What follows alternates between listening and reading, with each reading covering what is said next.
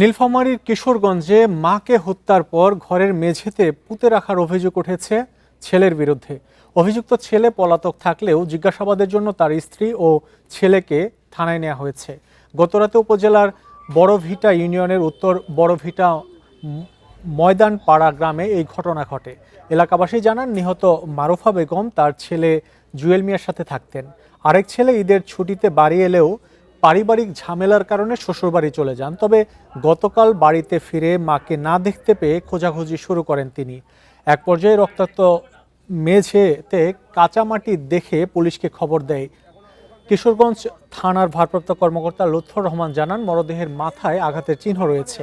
প্রাথমিকভাবে ধারণা করা হচ্ছে দুদিন আগে মাথায় আঘাত করে মারুফা বেগমকে হত্যা করা হয়।